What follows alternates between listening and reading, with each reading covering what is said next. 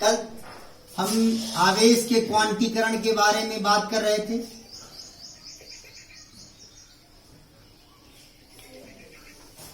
और हमने आपको बताया था कि सिद्धांत के अनुसार किसी भी वस्तु का आवेश Q बराबर Ne के रूप में लिखा जा सकता है, जहां पर n का मान 0 ±1 ±2 इस तरह से होगा। ये हमने आपको बताया। आपको ये जानना है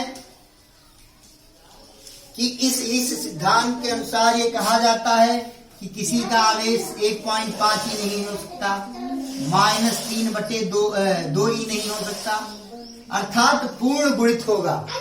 इसीलिए इस सिद्धांत को आवेश क्वांटीकरण सिद्धांत कहा जाता है।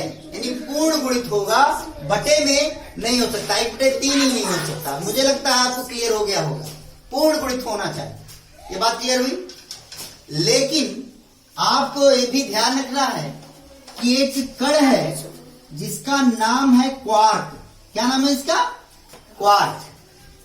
इस कण से जो अन्य कण बनते हैं उससे क्या बोलते हैं? हेड्रॉन। क्या बोलते हैं? हेड्रॉन बोलते हैं। क्या बोलते हैं? हेड्रॉन। क्वार्क से जो कण बनते हैं उसे क्या कहते हैं? हेड्रॉन कहते हैं। क्लियर हुआ कि नहीं हुआ? जो प्रोटॉन और न्यूट्रॉन है वो भी क्वार्क से ही मिलकर बने हुए हैं और उन्हें ही भी हेड्रॉन कहा जा सकता है। क्वार्क का जो आवेश होता है 2/3 1/3 इस तरह से भी होता है। तो आपको ये दिमाग में रखना है कि ये क्वार्क एक ऐसा कण है जो इनसे अलग है, जो क्वांटीकरण सिद्धांत से अलग है। ये बात सुनाई कि नहीं आई? नहीं तो आप समझ लें कि ऐसा कोई है ही नहीं। तो आपको जानना है कि क्वार्क एक ऐसा कण है जिसका आवेश बटे के रूप में है। ये क्या पूर्ण गुणज नहीं है। लेकिन किसी वस्तु के आवेश के बारे में अगर हम बात कर रहे हैं तो उसका आवेश क्या होगा? ये का पूर्ण गुणित होगा। एकदम क्लियर हो गया होगा मुझे लगता है। आगे बढ़े हम लोग। सबके सुन में आ गया? चलिए तो अब हम आगे बढ़ते हैं नए टॉपिक की तरफ कि आवेशन की विधि। आवेशन कितने प्रकार से किया जा सकता है? आवेशन की विधि। आवेशन कितने प्रकार से किया जा सकता है? पहला, घर्षण द्वारा।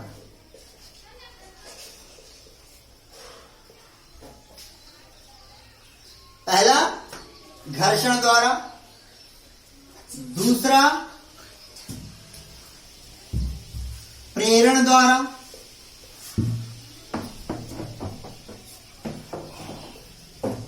और तीसरा चालन द्वारा।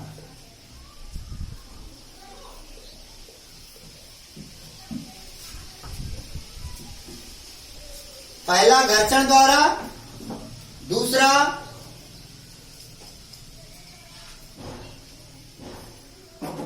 घर्षण द्वारा, दूसरा प्रेरण द्वारा और तीसरा चालन द्वारा। क्लियर हुआ कि नहीं हुआ? अब घर्षण का मतलब होता है रगड़। घर्षण का मतलब क्या होता है? रगड़। जैसे कि कंघी और कंघी से अगर आप क्या करते हैं? अपने बालों को रगड़ते हैं तो उसमें कागज को आकर्षित करने का गुण आ जाता है। इसी तरह से कांच की छड़ को जब रेशम से रगड़ते हैं, किससे रगड़ते हैं? रेशम से रगड़ते हैं तो कांच की छड़ पर धनावेश और रेशम पर कैसा आ जाता है? ऋण आवेश उत्पन्न हो जाता है। कांच की छड़ पर कैसा आवेश आता है? धनावेश। और रेशम की छड़ पर रेशम पर कैसा आवेश आता है? ऋण आवेश। कैसे सुनिए, जब कांच की छड़ को रेशम पर रगड़ा जाता है तो कांच की छड़ पर धनावेश और रेशम की पर कैसा आवेश आ जाता है? ऋण आवेश आ जाता है। इसी तरह से एबोनाइट की छड़ को, एबोनाइट की छड़ को जब बिल्ली की खाल पर रगड़ा जाता है तो बिल्ली की खाल पर धनावेश और एबोनाइट की छड़ पर ऋण आवेश आ जाता है। क्लियर हो गया होगा? उतार लीजिए।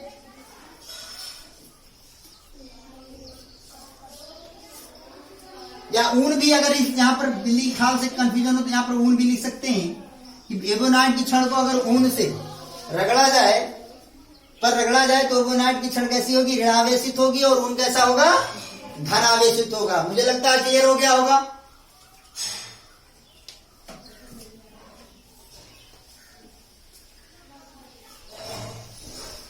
समझ में आ गया होगा? कोई दिक्कत तो नहीं है? आगे बढ़े हम लोग। कोई समस्या? चलिए, तो घर्षण द्वारा, ये बात सुना आया कि घर्षण द्वारा आवेश कैसे उत्पन्न होता है? कांच की छड़ को रेशम के कपड़े से रगड़ते हैं तो कांच की छड़ पर धन आवेश, रेशम पर ऋण आवेश। एबोनाइट की छड़ को अगर ऊन पर रगड़ते हैं तो एबोनाइट की छड़ पर ऋण आवेश और ऊन पर कैसा आवेश आता है? धन आवेश आता है। ये हो गया आवेशन की पहली विधि। दूसरी विधि है प्रेरण। प्रेरण द्वारा आप समझ लीजिए कि मान लीजिए कि सपोज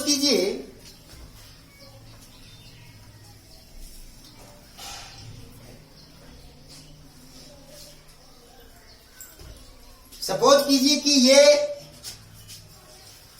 एक वस्तु है और एक दूसरी वस्तु ये है, दोनों पास रखे हुए। अब इसके हमारी उंगलियों को देखिए, इस सतह पर जो मैं उंगली हिला रहा हूं, देखिए इस सतह पर जो आवेश होगा वैसा ही आवेश इसके सामने वाले इस सतह पर होगा। यानी अगर इसके इस सतह पर धन आवेश है तो इसके सामने वाले सतह पर ऋण आवेश उत्पन्न हो जाएगा और इसके इस तरफ धन आवेश उत्पन्न हो जाएगा। क्लियर हुआ कि नहीं हुआ?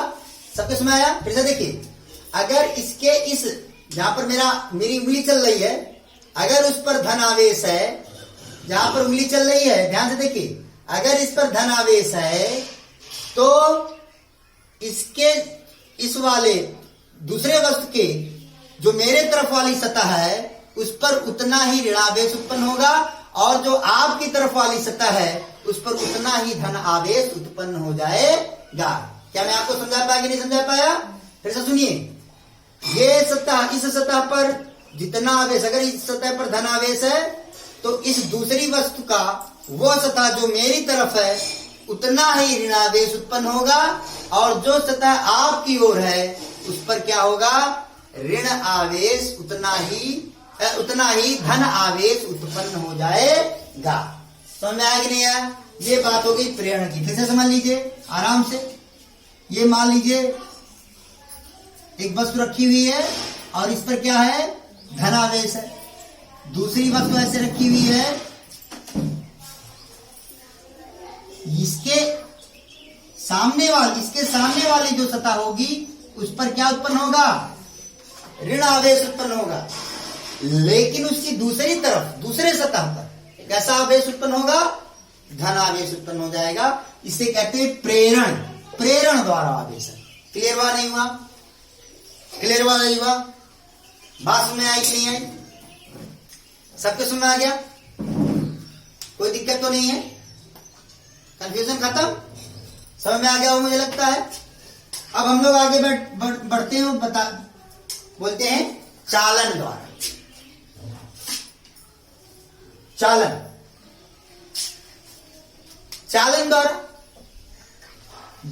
क्या है? अब इसको समझिए। मान लीजिए कोई चालक पदार्थ है। चालक पदार्थ का मतलब क्या होता है? जिसमें विद्युत धारा प्रवाहित की जा सकती है। अगर कोई चालक पदार्थ है और वो आवेशित है, क्या है? आवेशित है, तो उसके संपर्क में अगर कोई दूसरा चालक लाते हैं तो उस पर भी उसी प्रकार का आवेश उत्पन्न हो जाएगा। मान लीजिए ये एक चालक है, ये दूसरा चालक है, इस चालक को इसके संपर्क में ले आए इस तरह से, तो जिस प्रकार का आवेश इस पर है उसी प्रकार का आवेश इस पर भी उत्पन्न हो जाएगा। इसी को चालन कहते हैं। बात क्लियर हुई कि नहीं हुई? सबके समझ में आ गया कि नहीं आ गया? तो घर्षण द्वारा आवेश समझ में आ गया होगा मुझे लगता है। रगड़ने के घर्षण से कांच की छड़ पर धन आवेश, रेशम पर ऋण आवेश, एवोनाइट की छड़ को ऊन से रगड़ने पर एवोनाइट की छड़ पर ऋण आवेश, ऊन पर धन आवेश आ जाता है।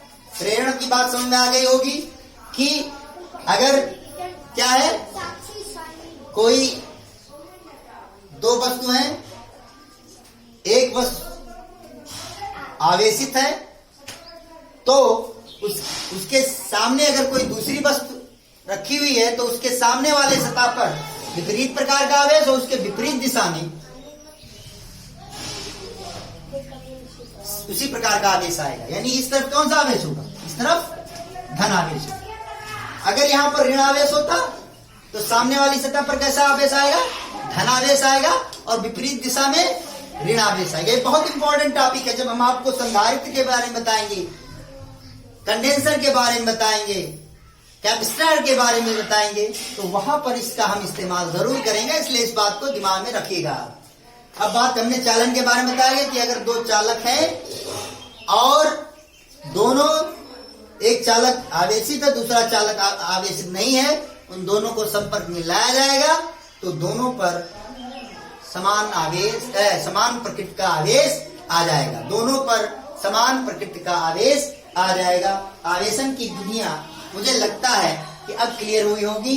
अब हम लोग आगे बढ़ते हैं। कोई समस्या है तो नहीं है आप लोगों को? क्या मैं आपको समझा पाया? कोई दिक्कत तो नहीं है? चलिए अब हम लोग धीरे धीरे आगे बढ़ रहे हैं, समझ रहे हैं। याद कीजिए, जब मैं आपको फर्स्ट ईयर में फिजिक्स पढ़ा रहा तो हमने आपसे कहा था कि जो चैप्टर्स हैं, लास्ट के जो सेकेंड चैप्टर्स हैं, जैसे न्यूटन का गुरुत्वाकर्षण नियम है, गुरुत्वीय विभव है, गुरुत्वीय स्थितिज ऊर्जा है, वो सब बहुत ध्यान से आप समझिए, क्योंकि उन्हीं चीजों को हम क्या करेंगे, रिलेट करेंगे, समझेंगे, जिससे आपको फायदा है। चलिए हम उसी पर चर्चा करते हैं। और सबसे पहले हम क्या पढ़ रहे हैं? स्थिर विद्युत की। इसका मतलब क्या है कि हम ऐसे आवेशों के बारे में बात कर रहे हैं जो स्थिर है, जो स्थिर है किसी बिंदु पर। क्लियर हुआ कि नहीं हुआ? तो आइए अब हम लोग आगे बढ़ते हैं और इसमें नया टॉपिक सुनते हैं, समझते हैं, और जिसका नाम है कूलाम का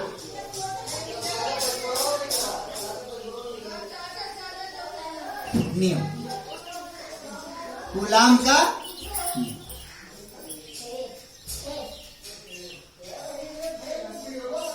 और ध्यान से देखिएगा, कूलाम का नियम क्या कहता है? कूलाम का नियम क्या है? निर्वात में स्थित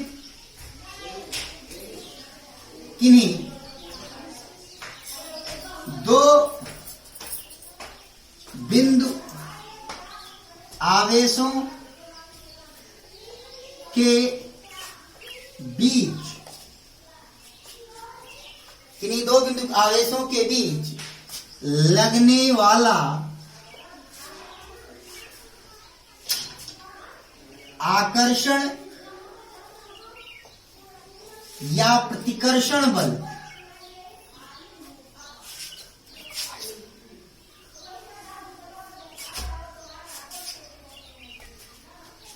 निर्वात में स्थित किन्हीं दो बिंदु आवेशों के बीच लगने वाला आकर्षण या प्रतिकर्षण बल उन बिंदु आवेशों के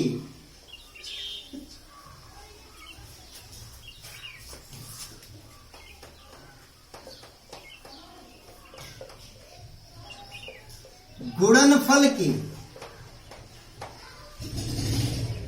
अनुक्रमानुपाती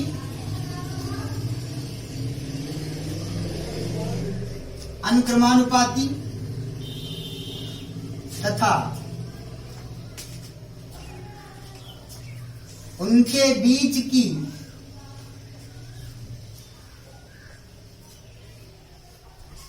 दूरी के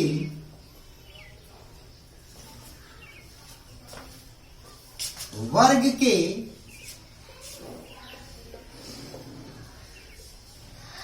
व्युत्क्रमानुपाती होता है।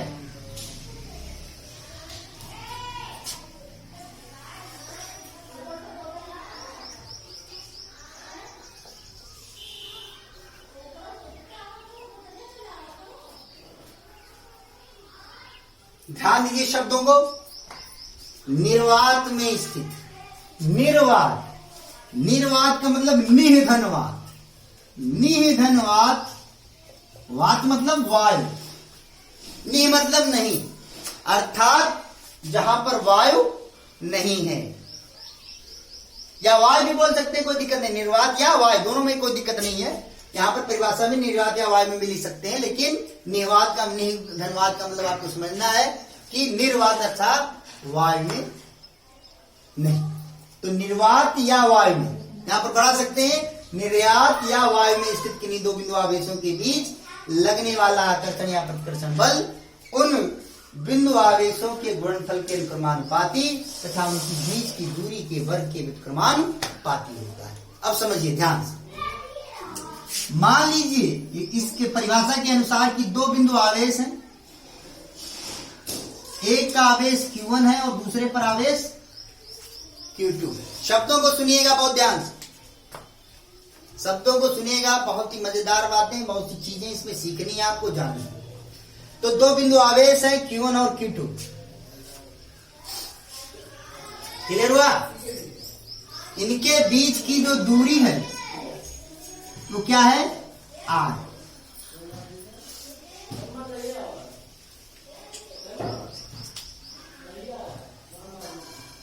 दो बिंदु आवेश Q1 और Q2, उनके बीच की दूरी कितनी है? R। क्लियर हो गया?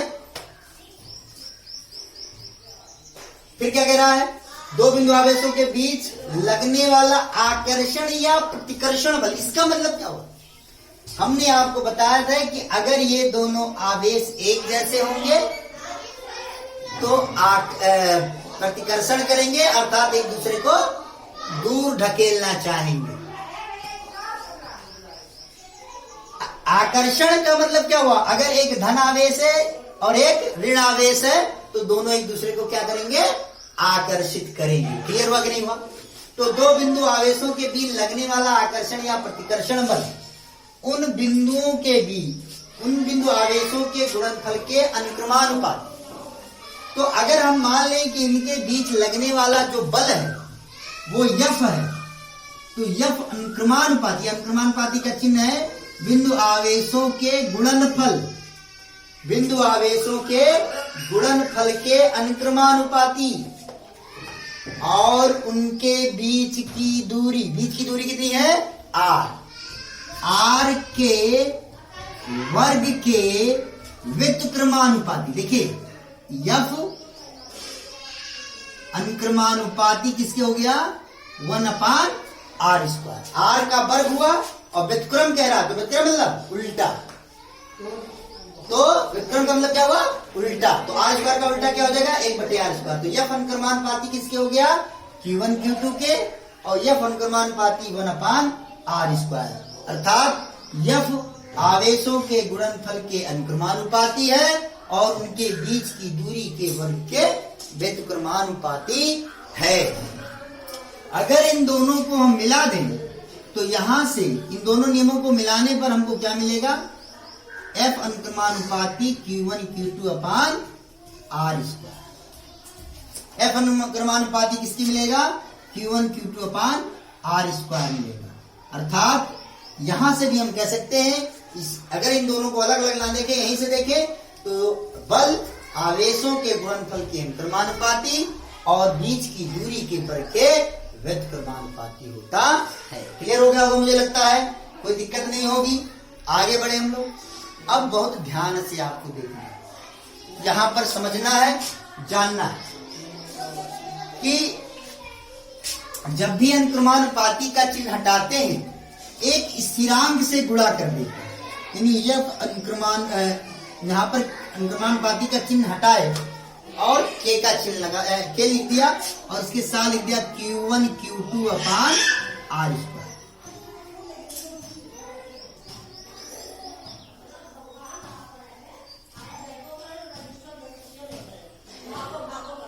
अब देखिए यहाँ पर बहुत बच्चों के मन में होगा सर ये अनुक्रमानुपाती का चिन्ह हटाते स्थिरांक लगाते थे। मैं बता चुका इस बात को कि ये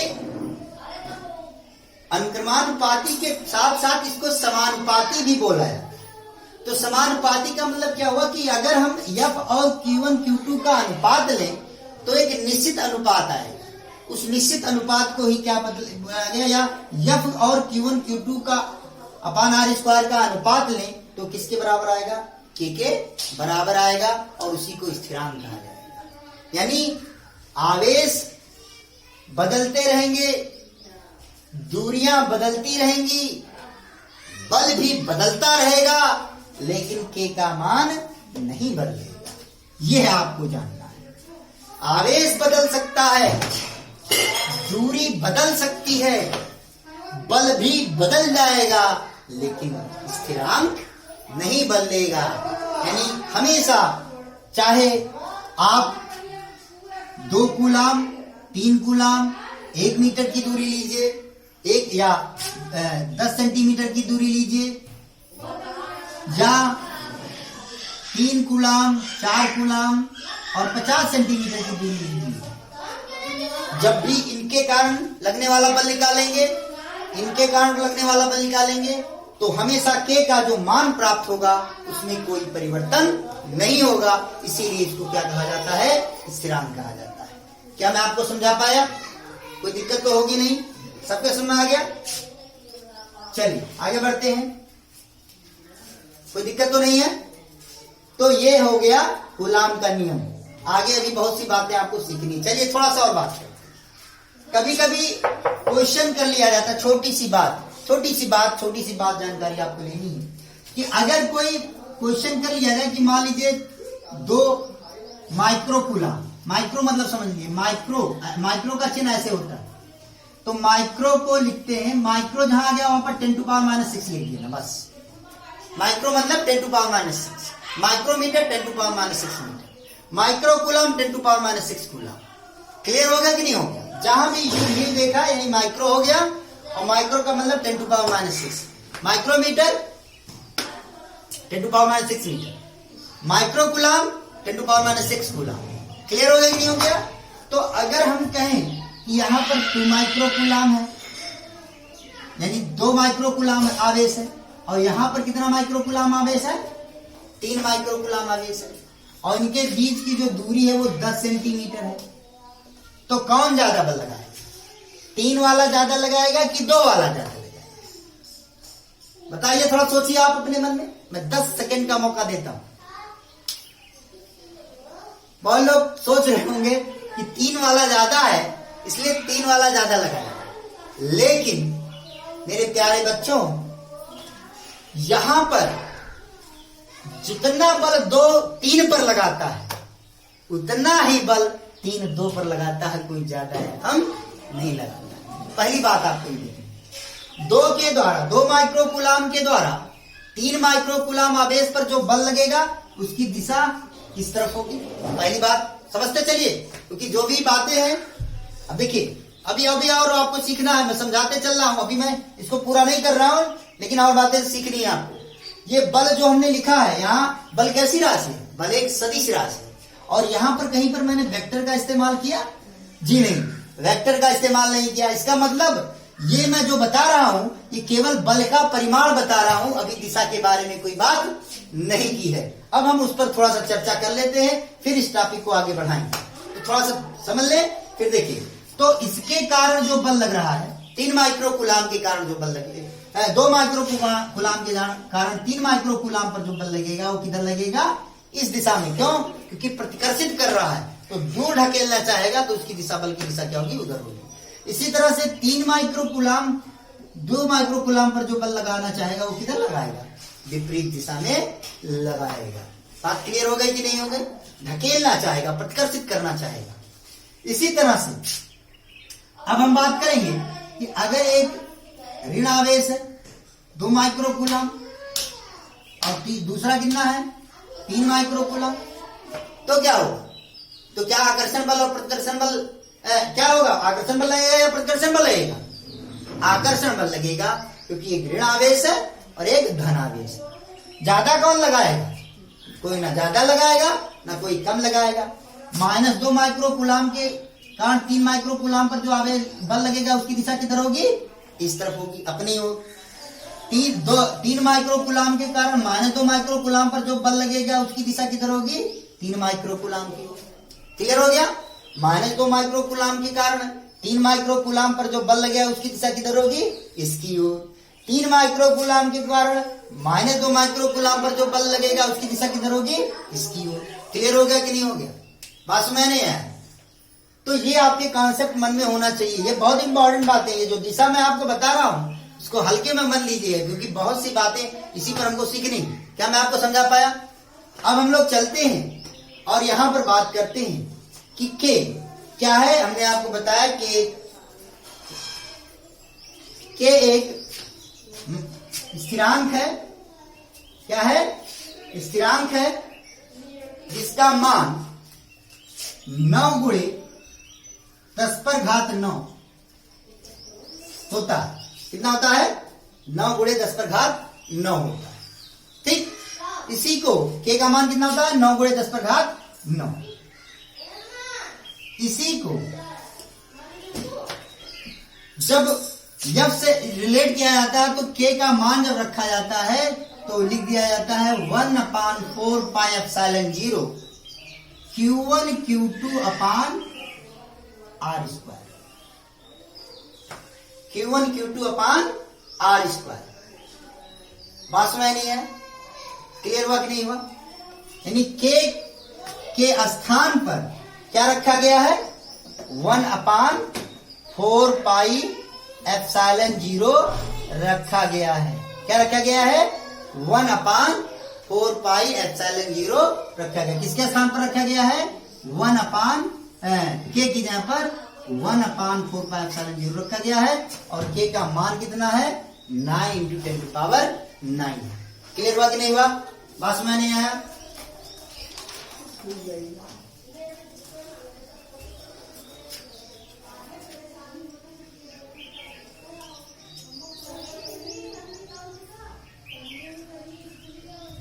मात्र किसका? के का 9 × 10⁻9 न्यूटन मीटर स्क्वायर अपान प्रति कूलम स्क्वायर। क्लियर हो गया? अब सूत्र आपका क्या बन गया? ये बन गया। सबके समझ आ गया? के का मान कितना होता है? 9 × 10⁻9 न्यूटन मीटर स्क्वायर प्रति कूलम स्क्वायर। के स्थान पर हमने क्या रख दिया? 1/4πε0। ये मान उठाकर इस समीकरण में रख दिया तो यह बराबर कितना हो गया? 1/4πε0 Q1 Q2 अपान R²। अब ये ε0 क्या है? एप्सिलॉन, देखो सी है और सी का ऐसे पेट चीर दो तो इसे बोलते हैं एप्सिलॉन। क्या बोलते हैं? एप्सिलॉन। और यहां पर ये लगा हुआ तो इसको क्या बोलते हैं? 0। किसी किताब में इसको एप्सिलॉन नॉट बोला जाता है। अंग्रेजी में एप्सिलॉन नॉट बोलते हैं, लेकिन मैं आपको ε0 ही बताऊंगा। अब आपके मन में होगा कि ε0 क्या है? तो ε0 को निर्वात की विद्युतशीलता कहते हैं। क्या कहते हैं? निर्वात की विद्युतशीलता कहते हैं। क्या कहते हैं? निर्वात की विद्युतशीलता कहते हैं। अब आपके मन में होगा सर जी निर्वात तो आपने बदल दिया, विद्युतशीलता क्या है? कल हम इस पर चर्चा करेंगे और इस पर बात करेंगे। धन्यवाद।